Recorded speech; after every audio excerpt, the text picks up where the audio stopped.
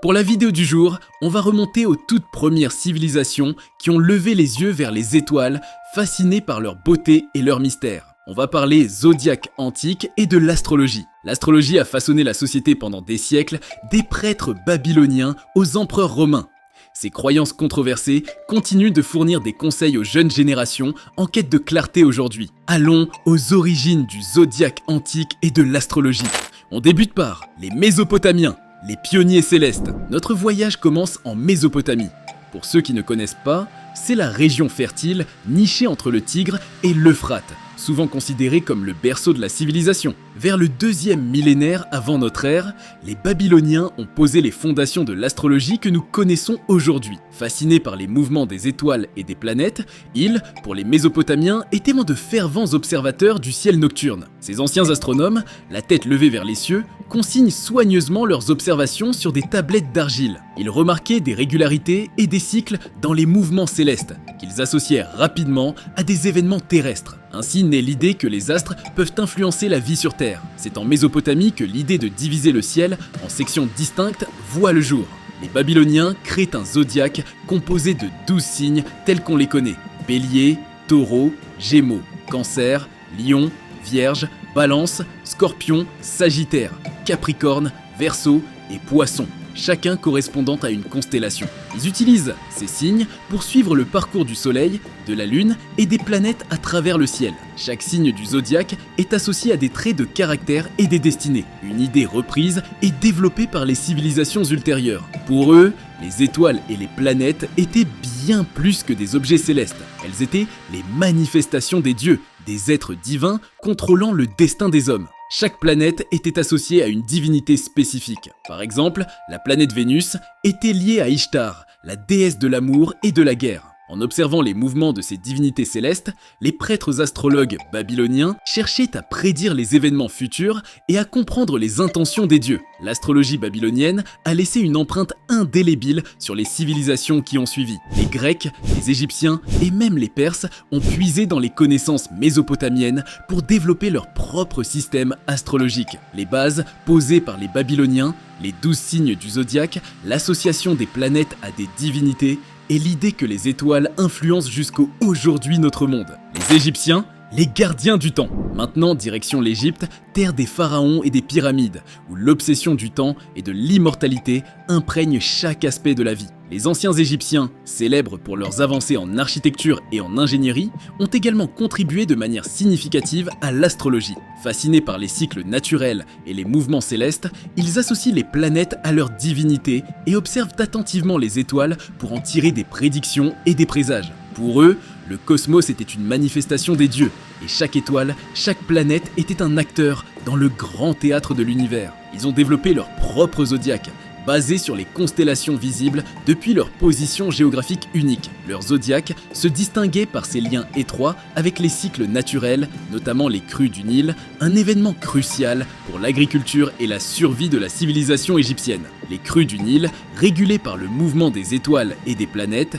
étaient interprétées comme des messages divins, annonçant la fertilité et la prospérité de la Terre. Ces observations précises et leur compréhension des cycles célestes leur permettaient de prévoir les inondations et d'organiser leurs travaux agricoles en conséquence. Le zodiaque égyptien comprenait également 12 signes, chacun associé à une divinité majeure. Prenons cet exemple, la constellation du Lion était liée à la déesse Sekhmet, tandis que celle du Taureau était associée au dieu Apis. Autrement dit, ces signes zodiacaux guidaient les décisions importantes, qu'il s'agisse de la construction de monuments, de la planification des récoltes ou de la préparation de rituels religieux. Les prêtres astrologues égyptiens, gardiens du temps et interprètes des volontés divines, jouaient un rôle essentiel dans la société en conseillant les pharaons et en tenant compte des alignements célestes dans leurs actions.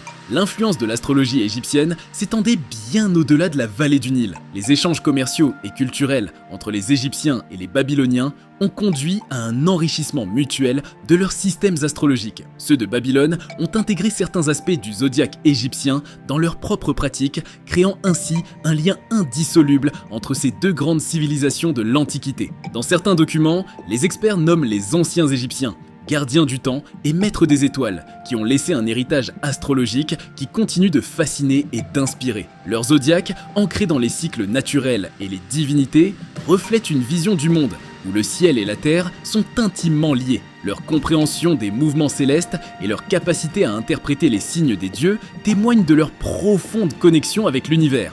Les Grecs. Au IVe siècle avant notre ère, les Grecs adoptent et raffinent l'astrologie babylonienne. Avec des penseurs comme Pythagore et Platon, l'astrologie devient une science respectable. Les Grecs, avec leur penchant pour la philosophie et la science, adoptent et affinent cette pratique. Prenons Pythagore, par exemple, connu pour son théorème qui nous a sûrement tous embêtés au collège, mais ce mathématicien de génie avait aussi un faible pour les étoiles. Entre deux calculs sur les triangles, il réfléchissait au mystère de l'univers et voyait dans les étoiles une harmonie cosmique à déchiffrer. Pythagore, avec sa fascination pour les mathématiques et la musique des sphères, voyait dans les astres une symphonie divine où chaque planète jouait une note précise. Platon, de son côté, intégrait l'astrologie dans ses réflexions sur l'âme et le cosmos, ajoutant une dimension philosophique à cette discipline. Sous leur influence, l'astrologie ne se contentait plus de prédire les événements futurs. Elle cherchait aussi à comprendre les liens profonds entre les mouvements des astres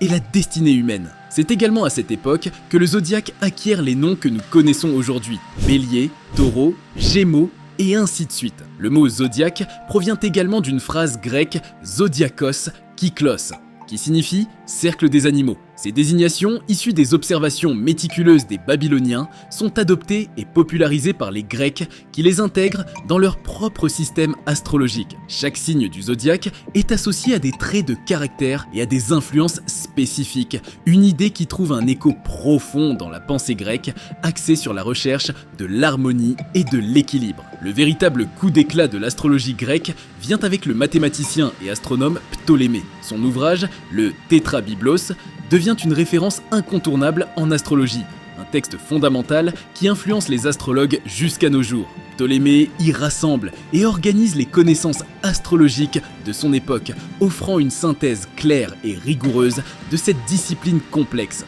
Grâce à lui, l'astrologie acquiert une structure scientifique et méthodologique qui lui confère une légitimité durable. Les contributions des Grecs à l'astrologie vont bien au-delà des noms des signes du zodiaque. Ils introduisent des concepts tels que les maisons astrologiques, les aspects planétaires et l'interprétation des horoscopes individuels, enrichissant ainsi considérablement cette pratique. Pythagore, Platon et Ptolémée ont transformé l'astrologie en une science respectable, nous laissant un héritage qui perdure encore aujourd'hui. Les Romains.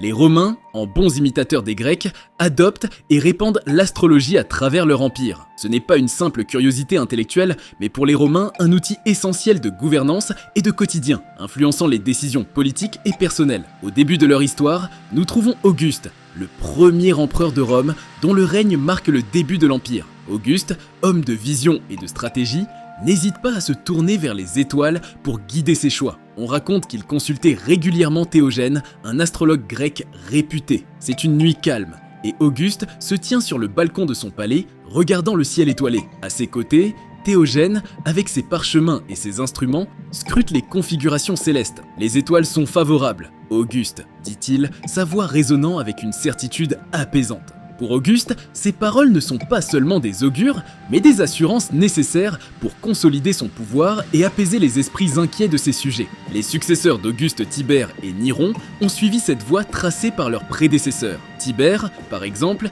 est connu pour sa fascination pour l'astrologie. Exilé volontaire sur l'île de Capri, Tibère passe de longues heures en compagnie de ses astrologues, les interrogeant sur les mouvements des astres et leurs implications. Dans la pénombre de sa villa, entouré de rouleaux et de cartes célestes, il cherchait des réponses dans les configurations planétaires. Chaque décision, qu'il s'agisse de nommer un général ou de planifier une campagne militaire, est influencée par ces consultations célestes. Mais l'astrologie n'est pas réservée à l'élite. Dans les quartiers animés de Rome, les citoyens ordinaires partagent également cette fascination pour les étoiles. Prenons un exemple lambda, celui de Julia, une marchande de tissus au marché. Avant de signer un contrat commercial important, elle consulte un astrologue local. Assise dans une petite pièce remplie de fumée d'encens, elle écoute attentivement les prédictions sur la position de Mercure, espérant un bon augure pour ses affaires. Ces moments d'introspection et de conseil sont cruciaux pour les décisions de la vie quotidienne, des transactions commerciales aux choix personnels. Et ce n'est pas seulement à Rome que l'astrologie joue un rôle vital. Avant les guerres, les légions romaines qui marchent vers les frontières lointaines de l'Empire consultaient des astrologues pour obtenir des talismans et des bénédictions. Dans certains livres, Marcus, un centurion, portait un médaillon gravé de symboles astrologiques sous son armure, convaincu que Jupiter le protégera dans la bataille à venir. Ces croyances fournissent du réconfort et un sentiment de sécurité, un lien intangible entre les soldats et les puissances célestes. L'Empire romain, avec sa vaste étendue, a servi de vecteur à l'astrologie, la diffusant à travers les continents. En Bretagne, en Égypte et partout entre les deux, les pratiques astrologiques s'enracinent dans les cultures locales, se mêlant aux croyances indigènes. Les Perses et les Indiens. Parallèlement, l'astrologie se développe en Perse et en Inde.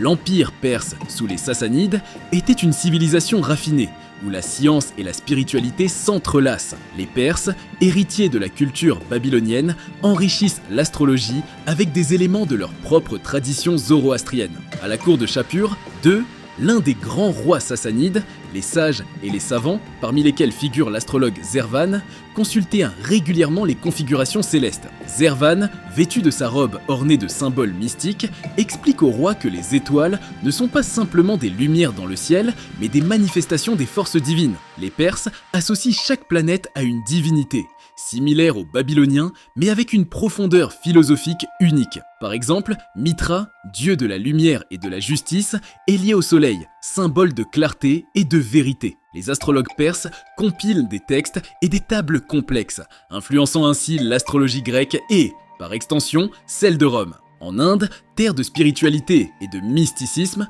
l'astrologie, ou Jyotish, est une science sacrée, remontant à plusieurs millénaires. Les textes védiques, parmi les plus anciens écrits sacrés, contiennent des références détaillées aux étoiles et aux planètes. Les astrologues indiens, ou Jyotishis, utilisent des systèmes sophistiqués pour élaborer des horoscopes détaillés, influençant chaque aspect de la vie quotidienne. Un ancien roi indien, assis sur un trône incrusté de pierres précieuses, écoute attentivement son astrologue personnel. Le Jyotishi, vêtu de soie, avec un tilak sur le front, déroule un parchemin et commence à parler. Maharaja, la position de Rahu et Ketu, les nœuds de la lune, indiquent une période de grande transformation. Préparez-vous à d'importants changements. Les rois indiens, tout comme leurs homologues perses et romains, prennent ces prédictions très au sérieux, utilisant les étoiles pour guider leurs décisions politiques et personnelles. L'astrologie indienne se distingue par son approche détaillée des périodes de la vie, appelées dashas, et des sous-périodes ou bhuktis. Chaque période est dominée par une planète, influençant les événements de manière significative. Cette précision fascinante attire l'attention des astrologues arabes et perses, qui échangent leurs connaissances avec les sages indiens. La Renaissance et au-delà. À la Renaissance, une période marquée par un regain d'intérêt pour les arts, les sciences et la philosophie, l'astrologie connaît une résurgence spectaculaire. Alors que l'Europe sort des ténèbres du Moyen-Âge, les érudits redécouvrent les textes anciens et intègrent les savoirs astrologiques dans leur quête de compréhension de l'univers. Au cœur de cette renaissance de l'astrologie se trouve l'Italie, berceau du mouvement humaniste. Les princes et les mécènes, tels que les Médicis à Florence, encouragèrent les savants et les artistes à explorer les mystères célestes. Cosimo de Médicis, par exemple, ancien banquier et homme politique, finançait la traduction des textes astrologiques grecs et arabes, cherchant à retrouver la sagesse perdue des anciens. Marsile Ficin, philosophe et astrologue florentin, aussi jouait un rôle clé dans cette redécouverte. En étudiant les œuvres de Platon et d'Hermès Trismégiste, Ficin a tenté de concilier l'astrologie avec la foi chrétienne, affirmant que les astres sont des instruments de la volonté divine. L'astrologie n'est pas confinée aux cercles intellectuels, elle imprègne également la vie quotidienne des gens de la Renaissance. Les horoscopes sont couramment utilisés pour planifier les mariages, les voyages et les entreprises commerciales. Les souverains consultent régulièrement des astrologues pour guider leurs décisions politiques et militaires. À la cour d'Élisabeth I d'Angleterre, John Dee, mathématicien, astrologue et conseiller, aidait à déterminer les dates propices pour des actions militaires importantes, comme l'invasion de l'Armada espagnole. La fascination pour l'astrologie s'étend au-delà des frontières de l'Europe, atteignant même la cour des tsars en Russie. Sous le règne d'Ivan le Terrible, les astrologues européens étaient souvent invités à Moscou pour apporter leur savoir. En France, Catherine de Médicis, reine consort, est réputée pour sa foi en l'astrologie et consulte régulièrement Nostradamus, dont les prophéties continuent de captiver l'imagination populaire. Au tournant du XVIIe siècle, cependant, l'astrologie fait face à des défis. La révolution scientifique, menée par des figures comme Copernic, Galilée et Kepler, bouleversait la compréhension de l'univers. Kepler, bien qu'astrologue lui-même, propose un modèle héliocentrique qui remet en question les bases de l'astrologie traditionnelle. Malgré cela, il cherche à intégrer ces nouvelles découvertes astronomiques avec les principes astrologiques, illustrant la tension entre tradition et innovation. Au XVIIIe siècle, l'essor du rationalisme et des Lumières provoque un déclin de l'astrologie en tant que science respectée. Les penseurs éclairés, tels que Voltaire et Diderot, critiquent l'astrologie, la qualifiant de superstition irrationnelle. Toutefois, l'astrologie ne disparaît pas complètement. Elle survit dans les pratiques populaires et continue de fasciner certains esprits curieux. Au XIXe et au début du XXe siècle, l'astrologie connaît un renouveau dans le cadre du mouvement spirituel et ésotérique. Des figures comme Helena Blavatsky, fondatrice de la Société théosophique, et Carl Gustav Jung, avec ses travaux sur l'astrologie et la synchronicité, contribuent à redonner à l'astrologie une légitimité intellectuelle. Oh les grands astrologues à travers l'histoire. Dans l'Égypte gréco-romaine du IIe siècle après J.C., Claudius Ptolémée, un érudit visionnaire, émerge. À Alexandrie, sous le ciel étoilé, il compose l'Almageste, un traité d'astronomie, et le Tétrabiblos, une œuvre fondamentale de l'astrologie occidentale. Dans le Tétrabiblos, Ptolémée ne se contente pas de cataloguer les étoiles, il établit des principes astrologiques qui influenceront des générations. Ses écrits deviennent la pierre angulaire de l'astrologie antique, reliant les mouvements célestes à la destinée humaine.